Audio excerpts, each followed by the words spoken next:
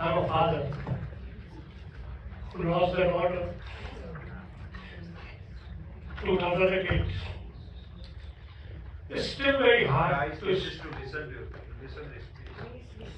Listen, this one is very important. Thank you, Nisha bhai. It's still very raw, as you can see.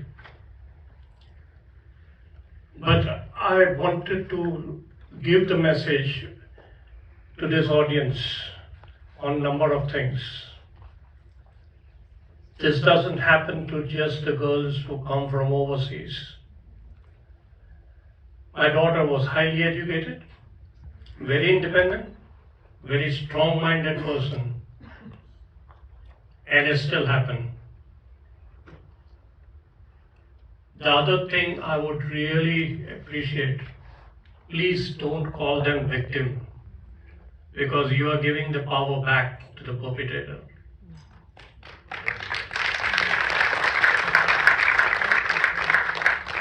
The other aspect we have to remember, we are taking care of a granddaughter who is 18 years old now. So domestic violence destroys for a long term many lives.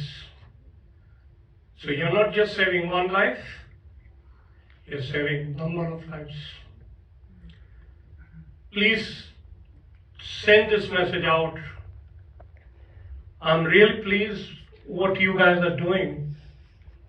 Believe me, the day this happened, when we were sitting with the counselor, we read a brochure on domestic violence which showed around 10 symptoms of domestic violence. My wife and I are highly educated people. We had no clue about it. Right? So what we see seems to be, there is another part of the Indian culture. We need to make the marriage work. Now that puts the pressure on the lady. And I remember my daughter's words, because when she was trying to go with the person, we had uneasy feeling. Something was not right. And we had told her that she, being a strong-minded person, still took the action. And her last words were, I did this decision on my own against your advice.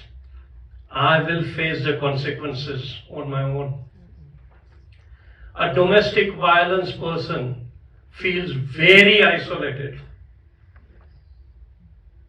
It's extremely difficult for that person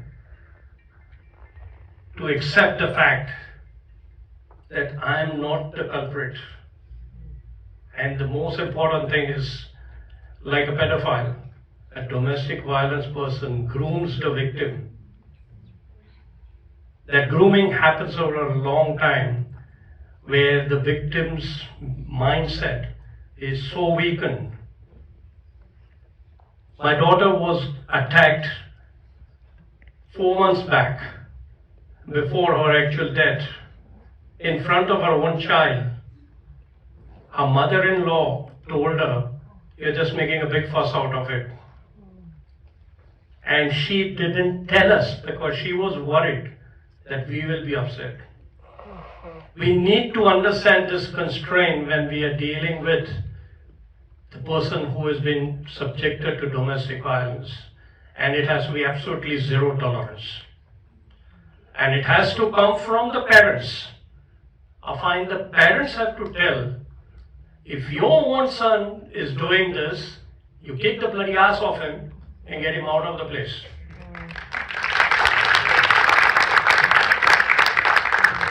Thanks a lot. Thank you so much for sharing that, and I think that's a heavy bit of a dose to end up.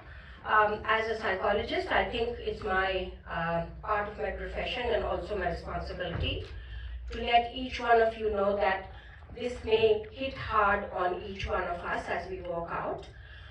The thoughts experiences, what we have shared today. Keep it rolling, keep talking about it, don't keep it to yourselves, because you need to look after yourselves as well. So self-care is extremely important at this point in time. When you walk out, talk with each other.